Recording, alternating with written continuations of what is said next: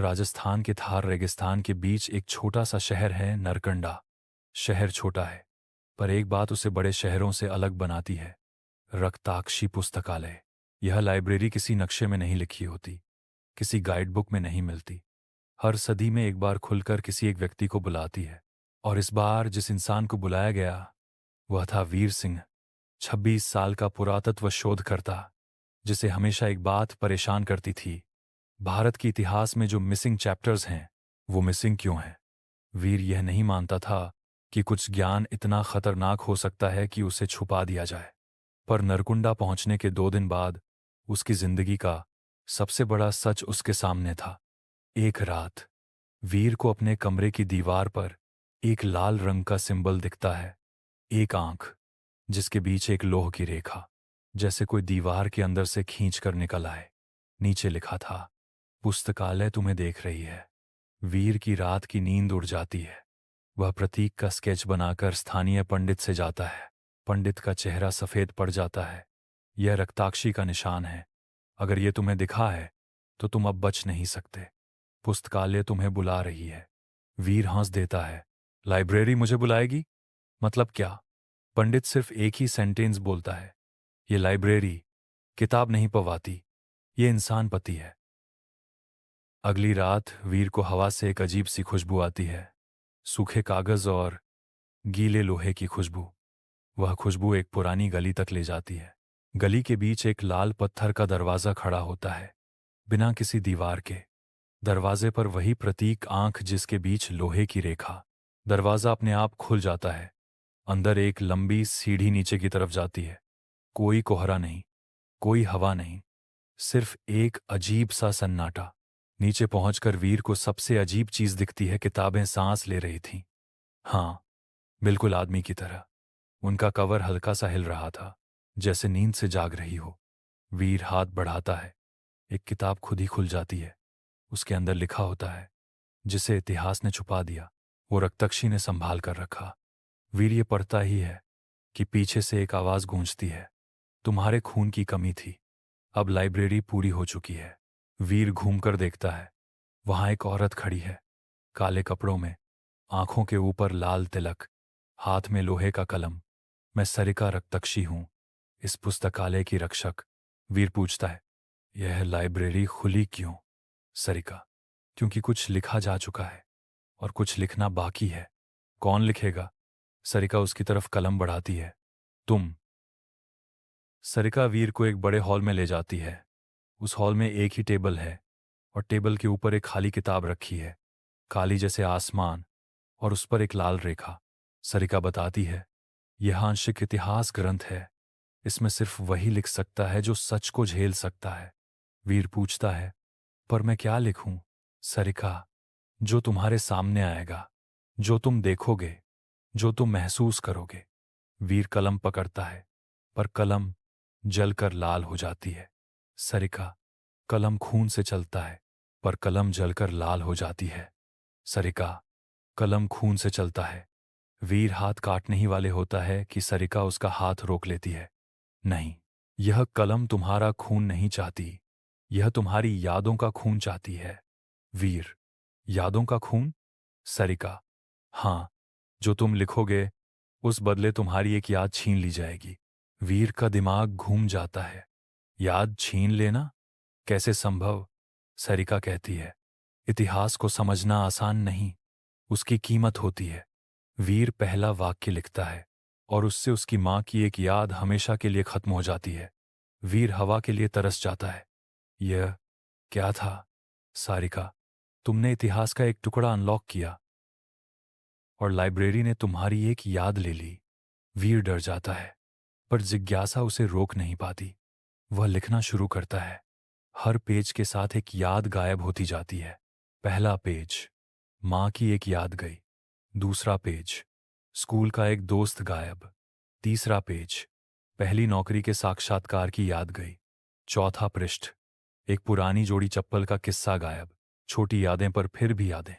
पर कुंजी यह थी, जैसे जैसे वह लिखता गया उसके सामने इतिहास जिंदा होने लगा। वीर जैसे ही राजपूतों के गुप्त परिवार का अध्याय लिखता है, उसके सामने एक होलोग्राम तरह का दृश्य बनने लगता है, बिना जादू के, बिना भ्रम के, जैसे किसी ने उसको अतीत की आंखों से देखने का मौका दे दिया। उसे पता चलता है कि एक पुराना कबीला था, वंश, अक्षक, जो पुराने राजाओं के राज संभालता था। उनके पास एक शक्ति थी, स्मृति, बंधन, यानी किसी की याद को सील कर देना। और पता चलता है कि यही कबीला इतिहास के सबसे बड़े राज के पीछे था, एक ऐसे राजा का राज जिसे दुनिया ने कभी देखा ही नहीं। नाम, राजा अक्षरदेव। अनोखा राजा, जिसे लिखने की कोशिश की जाए तो लिखने वाले की याद छीन जाती है। इसीलिए उसका नाम आज किसी किताब में नहीं। वीर एकदम से लिखना रोक देता है। सारिका सामने आकर बोलती है, तुम अब रुके तो पुस्तकालय तुम्हें जाने नहीं देगी। वीर कहते हैं, तुम मुझे धक्का देकर मत लिखवाओ। तुम कौन हो? सारिका चुप हो जाती है, फिर बोलती है, मैं भी एक वक्त में तुम्हारी तरह थी, रिसर्चर, जिज्ञासु, जिज्ञासु। फिर लाइब्रेरी ने मेरी यादें ले लीं और मुझे अपना रक्षक बना दिया।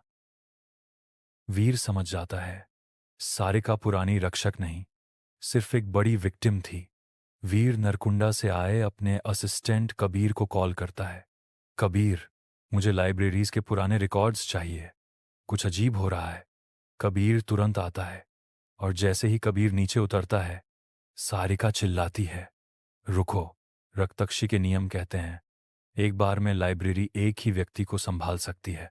वीर, कबीर मेरा दोस्त है, उसे कोई चोट नहीं पहुंचनी चाहिए।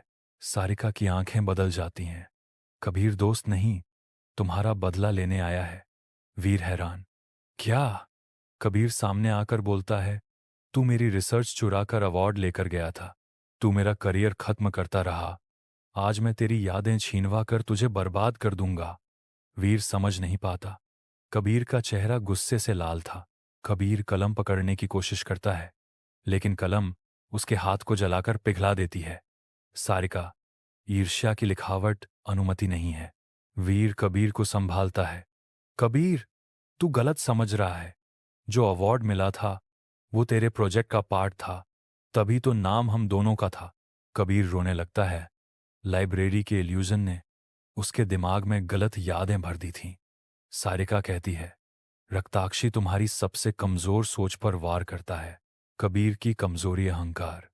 वीर समझता है, लाइब्रेरी इंसान को नहीं पढ़ती, लाइब्रेरी इंसान की नीयत पढ़ती है। वीर अब आखिरी अध्याय लिख रहा है। हर शब्द के साथ उसकी यादें हिल रही हैं। दुनिया धुंधली होती जा रही है। धुंध का भ्रम नहीं, सिर्फ मानसिक धुंधलापन। उसके सामने अक्षरदेव जिंदा होता जा रहा है, एक राजा जिसका चेहरा आधा सोने का मुखौटा पहने हुए था।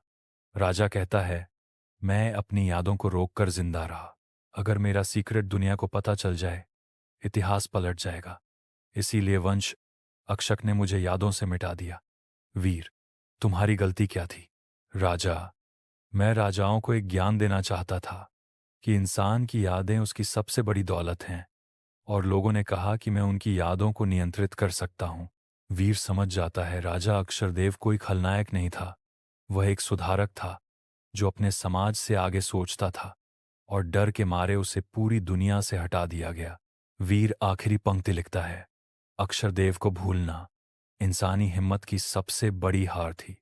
किताब बंद होती है, सरिका चीखती है, तुमने किताब पूरी कर दी। अब लाइब्रेरी का श्राप खत्म होगा। पुरानी किताबें हिलने लगती हैं, दीवारें दरारें करती हैं, दरवाजा झूठ सी आवाज देता है, सारिका अपनी रूप में आ जाती है। सारिका का चेहरा चमकने लगता है। मेरी यादें वापस आ रही हैं। रक्तक्षी पुस्तकालय धीरे धीरे मिट्टी में बदलने लगती है। वीर बेहोश हो जाता है। वीर सुबह एक अस्पताल में आंख खोलता है। कबीर उसके पास बैठा होता है। कबीर, तू ठीक है भाई? मुझे सब याद आ गया। मैंने तेरी दुश्मनी लाइब्रेरी के प्रभाव में बोल दी थी। वीर मुस्कुराता है।